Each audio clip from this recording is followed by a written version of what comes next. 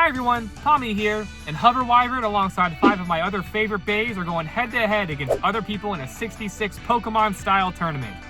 That's right, a whole new format with new rules and I'm super excited to show you guys. So, without further ado, let's go ahead and get right into my deck alongside the rules.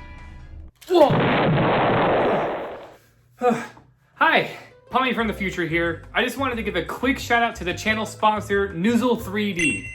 If any of you guys were interested in getting some really premium quality Beyblade accessories, I would highly recommend checking out their site. They have tons of things like these slip grips that I use in basically every single one of the videos that I've ever made. They also have launcher links that you can use to solo test if you don't have a second person to blade with. And they also have plenty of other Beyblade X accessories that you can use. If you use my code POMI at checkout or go to noozle3d.com/POMI, you can get 10% off of your purchase.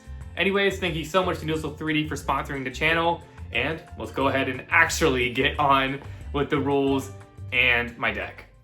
Alright, so let's go ahead and go over the new rules for this tournament, because like I said, they are totally different from normal. So unlike a regular 3-on-3 tournament where you bring 3 bays with completely unique parts, we're actually bringing 6 bays with completely unique parts to match those of a Pokemon team. Each blader, or well, trainer, chooses their first bay to go up against each other. The winner has to keep using that same bay until they're knocked out. However, the loser can choose any bay from their 6 to go into the next battle. Some additional rules that we also added to this format is that there is no Wizard Rod on ball. While Wizard Rod may be used on a lot of different things, we just wanted to stop the classic combo from being used. On top of that, we're also not allowing any bay with a stamina tip to be used for the first 3 bays. So that basically what that means is that you cannot use the stamina bay for the first 3, but after that, you can use it for your 4th, 5th, and 6th. I think this is a pretty fair middle ground with that kind of rule set, and I think that it also allows for some pretty interesting comebacks. Now that about does it for the rules for this tournament. Hopefully that came across pretty clear, but without further ado, let's go ahead and get right into the bays that I brought. So for my deck, I actually decided to base all 6 of my bays off of actual existing Pokemon. So while this wasn't required in the rule set, I just thought it'd be a little fun of a challenge.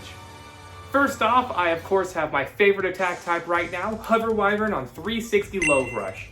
If you guys have seen my last video on this combo, you will know that Hover Wyvern does insane business with attack.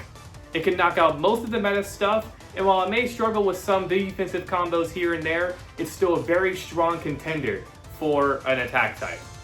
This bay, I decided to designate to either Rayquaza or what I actually was wanting to do was Meganium, but I didn't end up getting the sticker that I wanted to put on it, so we're gonna run Rayquaza today.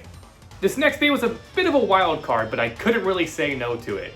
And that, of course, is Dagger on 160 level. This orange variant of Dagger just reminded me so much of Charizard that I just had to use it in my deck. I'm not gonna lie to you, I didn't do too much testing with this bay beforehand, but I was really excited to use it in the tournament just because no one else is really using Dagger like that anymore. And you'll see later on in the video exactly how it performs. 160 is a pretty solid ratchet for general attack types. Its singular point really allows any bay to get a stronger impact than it normally would on like a 960 or something like that. And level is a very solid bit just because it has a pretty good late game stamina while also having some pretty strong aggression early on as well. Now for my next bay, I actually wanted to bring Dragoon on Elevate to the tournament, but I forgot my left launcher. So I actually had a backup, which is Shark Edge on 455 Underneedle.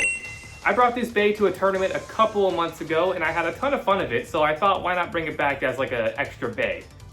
This bay is of course based off of Sharpedo. I think that it would have done better as aesthetically speaking if I would have gotten like the purple Shark Edge for Sharpedo, since Sharpedo's more like a black or a blue. But like I said, this just happened to be in my case whenever I brought it with me, so you do what you got, right? This bay can pack a big impact whenever it's in the center of the stadium just because of Shark Edge's extremely aggressive shape. Being able to parry attackers and also knock around stamina and defense types, this thing is kind of a meme combo, but it's a ton of fun. Speaking of defense, I couldn't exactly go for my specialized defense type Nightmail since it'd be a bit of a stretch to compare it to Ceruledge, so I decided to go with the next best option, which is Golem-Rock on 760 Hexa. This Golem is obviously based off of Regirock, and 760 Hexa is a pretty standard combo for defense. 760 allows Golem to take some pretty heavy hits, and Hexa allows it to maintain its balance in the stadium. Golem Rock as a bait also just has a pretty decent shape. A lot of people actually use it for attack, but I like using it on its actual intended defense purpose. Alrighty, and next up we of course have Tyranno Beat on 960 Kick. This bay is of course Tyrantrum, and I was really excited to use it in a tournament. I've actually never used a Tyranno Beat before, and I know that it's a very solid attack type, so I was super excited to give this a try. 960 was a ratchet that I chose just because it's pretty solid for any type that you want to use it on, and Kick was really fun to use as well just because it bounces around the stadium and hits pretty hard. And last but not least is of course my stamina type, Scorpio Spear on 770 Low Orb. I actually used Scorpio Spear on a stamina build on a previous tournament video of mine, but to be honest, I wasn't really impressed with it at the time. However, I actually was just using the wrong build really. 770 Low Orb on Scorpio Spear just takes care of a lot of the problems that I previously had with it. My previous problems with Scorpio is that it was bursting way too much with normal bits, and it just didn't have that much stamina compared to other better stamina types. However, on 770 Low Orb, it actually outspins a lot of things a lot better than on my previous combinations. That, and it also has a pretty solid aggressive shape with Scorpio Spear's gimmick here if it, activates mid-battle. I didn't really want to use an extremely meta stamina combo in this tournament just because I feel like it was generally for fun, so that's why I decided to use Scorpio Spear. And for those of you wondering, Scorpio Spear is of course based off of maybe like a Drapion or like a Gliscor, just other Scorpion bays like that out there. But alright, that about does it for all the bays in my deck. I'm really excited to get into the first round of Swiss, so let's go ahead and get right into it, shall we? Round 1 had me up against Withered 16. Withered had some pretty powerful attackers in their deck today, like their Shark Edge on what I believe was 360 Low Rush against my Charizard combo.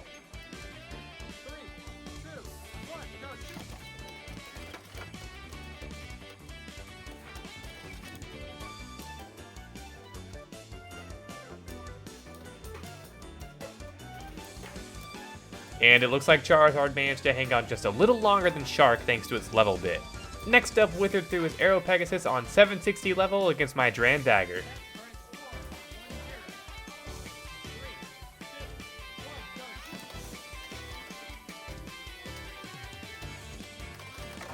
It's hard to tell in the video, but just when we were pulling our hands away post-launch, there was contact between our blades. So, lucky for me, Charizard takes yet another win. That now leaves Withered with 4 Pokemon left. Next up, Withered brought another classic attack combo of Phoenix Wing on 770 Rush to try and take out my Fiery Lizard. At this point, I was really impressed by Dran Dagger. I had no idea that the Bay could actually have some pretty decent late game stamina whenever it was combined with level. But stamina isn't everything, especially against this next Bay. Withered decided to bring out their Cobalt Dragoon on 660 Rubber Excel. I had no idea what I was getting myself into with facing this beast. Charizard instantly got one-hit KO'd by Dragoon. Withered's left spinning Bay just had this super strange movement pattern that I wasn't ready for. I really had to adapt to it. With a pure attack type like this, I thought, well, what else but defense? So I brought out Regirock to take some hits. Unfortunately, just as quickly as Charizard, it too got knocked out instantly. Why was this thing actually pretty decent? Next, I swapped the Sharpedo to see if I could counter Cobalt Dragoon's big hits and outspin it.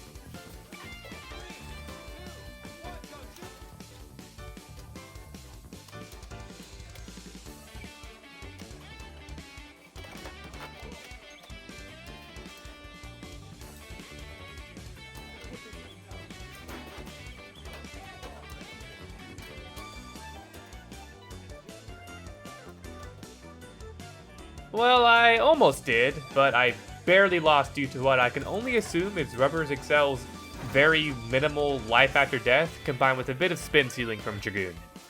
With our scores tied, I began to get a bit nervous. I decided to go with my Drapion. If anything could beat Rubber Excel, then it was a solid stamina type. And well, I was basically right. I'm glad that was over with. Withered's last few bays were their more passive ones, with this next one being Tricera Press on 960 Underneedle.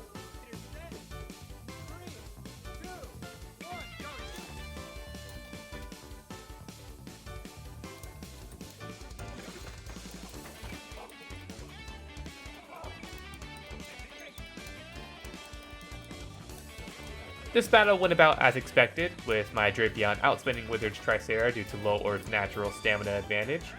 And that leaves Wither 16 with their final bay, Wizard Rod on 160 Hexa.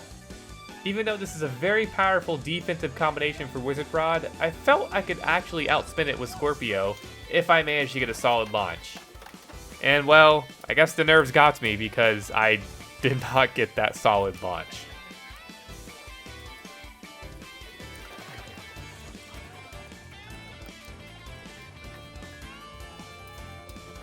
That's okay. I still have a few bays left, in which I opted for my Tyrantrum combo.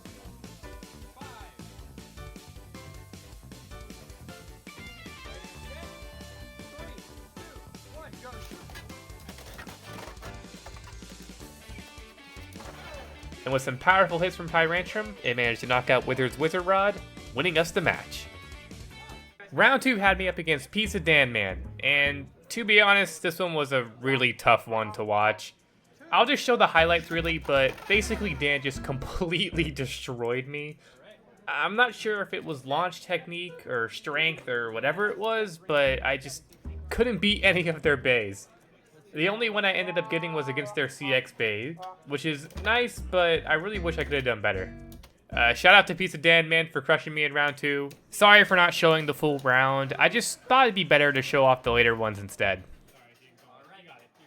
This next round had me up against Gamer Mike at 10. For the past 2 rounds, I've been starting with Duran Dagger since I thought it would be best to save my stronger bays for the end game. But this time around, I started with my Ace Bay, Hover Wyvern, or Rayquaza, just to see how it would go. Micah decided to start with Phoenix Wing on 360 Taper.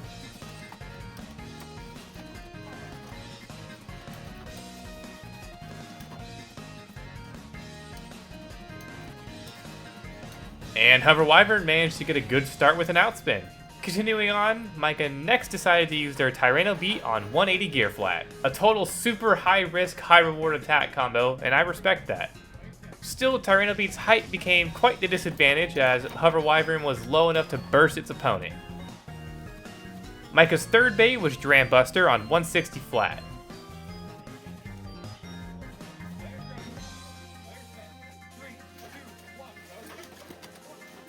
And even with a bit of a late launch there, Rayquaza stuck around Micah's Duran Buster and knocked it into the extreme pocket. Since Micah was now in their 4th bay, they decided to bring out their stamina build of Cobalt Dragoon on what I think is 370 Gear Ball. It's really hard to tell in the footage just because the way people show their bay sometimes they block it. But either way, I sadly didn't get a chance to really battle this combo in the first place since Micah sadly mislaunched twice in a row, meaning that they had to forfeit that battle. It happens to the best of us. On to the 5th battle, I was faced against the defensive Black Shell on 470 Hexa.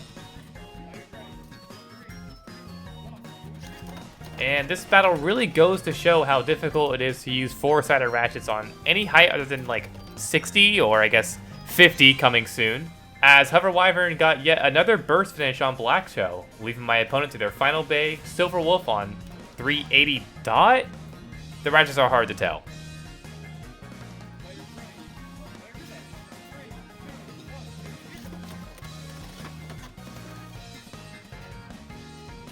And with a conclusive hit by Hover Wyvern, it managed to burst Silver Wolf while also giving it a 6-0 record in the process. On to the next round, I was matched up against Ice Ray X. Starting off the set, we had 2 all-out aggressive bays going head-to-head, with Ray's Shark on 160 low flat against my Rayquaza.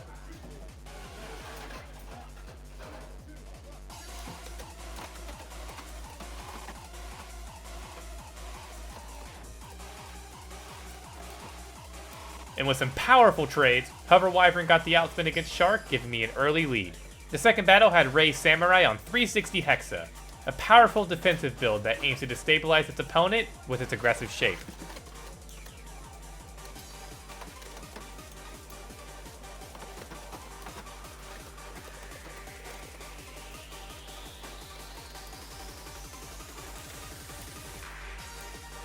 And while it didn't succeed in destabilizing my bay, it sure did manage to avoid any big hits from it. That makes the score now 1-1. Going into Battle 3, I decided that I wanted something that hits hard but also has some decent in-game stamina. So, I grabbed Tyranno Beat and hope for the best.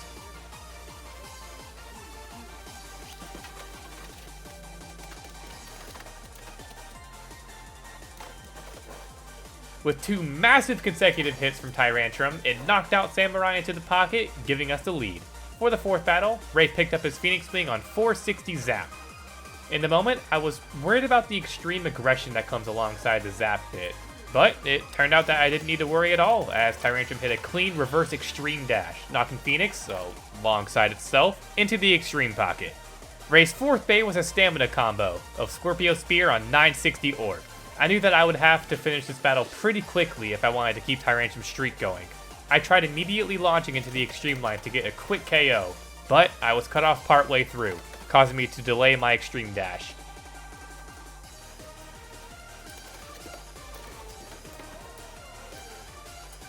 Sadly, Tyranno Beat stood no chance against the heavyweight champion of Scorpio Spear, as it was destabilized and thus outspanned. In this scenario, I'd love to bring out my own stamina type, but I still had one more Bay before I could do so. So, I picked up my Charizard and prepared for my launch.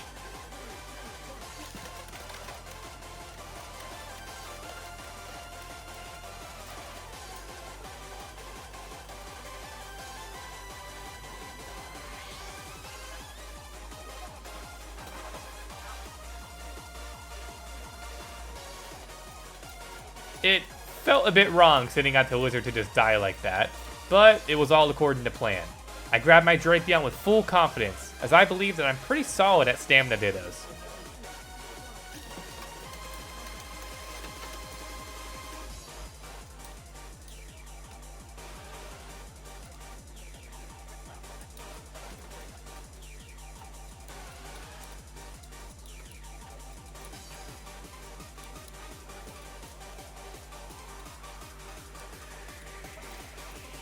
And despite the battle being fairly close, my confidence paid off as I fought fire with fire and took the lead. Ray then chose his Wizard Rod on 560 level. This is a combo that I think would thrive in an attack versus attack battle, but lucky for me, I had the advantageous matchup. Ray's Wizard Rod self-KO'd before I could really get started, which is unfortunate, but I wasn't in the business of complaining at this point.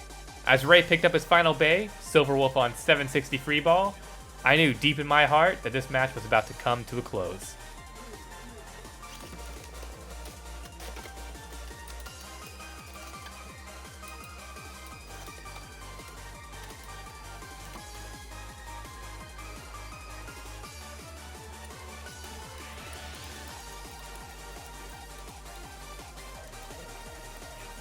Scorpio Spear managed to outspin Silverwolf right at the end, giving us the win for not just the battle, but the entire match. For my 5th and final round of Swiss, I was matched up against Anime Senpai. With both of our records being 3 wins and 1 loss, it meant that whoever wins this moves up to top 8 alongside a chance to win it all. Anime's first Bay of choice was Cobalt Drake on 760 kick against my Hover Wyvern. This was a really tough match for my Rayquaza, as it was heavily destabilized at the beginning of the battle, causing it to scrape all its stamina away on the stadium floor. With my best attacker out of commission, I immediately grabbed my defense Bay, Regirock.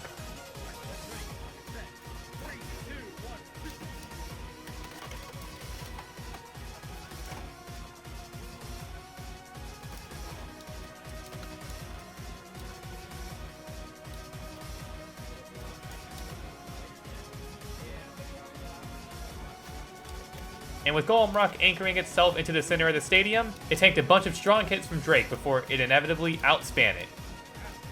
With the scores now tied, Anime's grabbed his Aero Pegasus on 160 level. This is an attack combination that has a ton of late game stamina due to Aero Pegasus' shape alongside the level bit.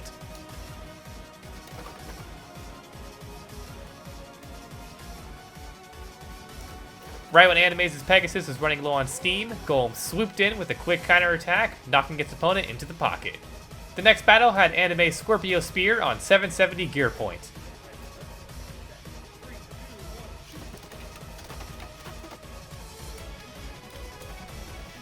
And with some irregular hits from the Scorpion, my Golem sadly lost control of its speed, resulting in a self-KO. I then decided that I wanted to match Anime's balance type with my own, so I prepared my Tyrantrum for battle. My Tyranno Beat snuck right around Anime's Scorpio Spear, stacking its ratchet, causing an immediate burst. Continuing on its reign of terror, my Tyranno Beat then faced Anime's next Bay, Phoenix Wing on 360 Rush. As I hit the extreme line, Tyrantrum smashed into Anime's stalling bird, knocking it into the pocket in the blink of an eye. With the way I was playing, I really felt that I could actually succeed in taking this match. However, that's when Animes took out his next Bay, Cobalt Dragoon on 455 Elevate. To some, they may see this Bay as a way to counter Wizard Rod, but to me, this is the Bay that lives in my nightmares. No matter what I did against Anime's Dragoon, nothing would work. Not a strong launch with Tyranno Beat, despite it getting so close at the beginning. Not a medium-powered launch with Dran Dagger. Not like it had much of a chance to shine before it took itself out, but still. Not the low-height Ratchet Sniping Shark Edge, who was easily equalized. And not even my Stamina Scorpio Spear. These battles, this loss, didn't just take me out of the tournament. It was a wake-up call.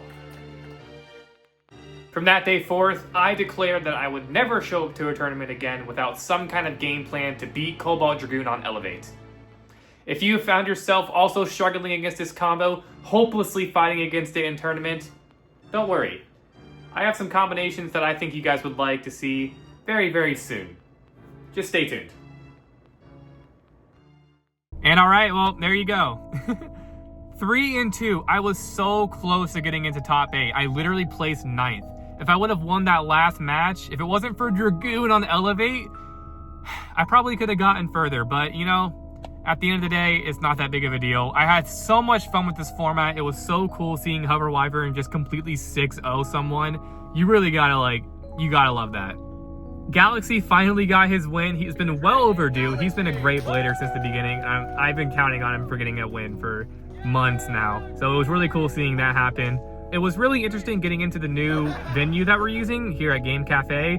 I had a lot of fun with that. It was actually surprisingly well done considering everything. We don't have as much space as we did at Redux Society, but overall, it still worked perfectly fine. But yeah, thank you guys so much for watching. Make sure to leave a like, subscribe, all that good stuff. And I will go ahead and see y'all in the next tournament.